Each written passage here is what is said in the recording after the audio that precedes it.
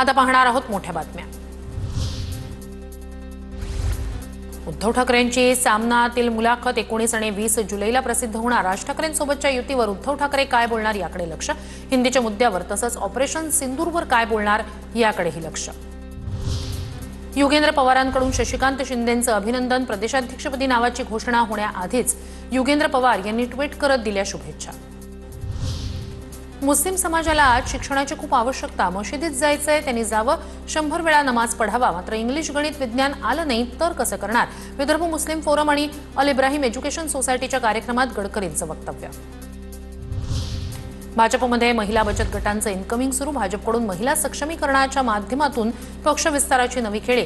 कल्याण डोंबिवलीत आई एकविरा बचत गटासह शेकडो महिलांचा भाजपमध्ये पक्षप्रवेश।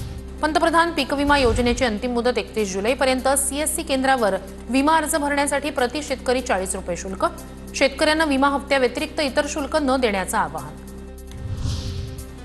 सरकारी रुग्णालयातून नवजात अर्भकाची चोरी किंवा अपहरण टाळण्यासाठी कोड पिंक प्रणाली कार्यान्वित होणार। राज्याच्या वैद्यकीय विभागाकडून एसओपी तयार, राज्यातील सर्व रुग्णालयांमध्ये यंत्रणा कार्यान्वित होणार। प्रसूतीपूर्व तपासणी कक्ष, शिशु आणि शस्त्रक्रिया कक्षावर सीसीटीव्हीची नजर राहणार।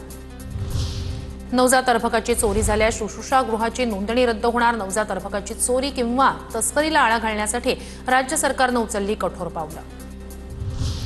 कल्याणमध्ये शालेय विद्यार्थ्यांची ने-आण मालवाहतूक करणाऱ्या टेम्पोतून होत असल्याचा व्हिडिओ समोर। विद्यार्थी लोखंडी पट्ट्यांना धरून करतायत जीवघेणा प्रवास, तक्रार कर मग पाहून घेऊ, आरटीओ अधिकाऱ्यांनी संबंधित प्रश्नावर दिलं उत्तर।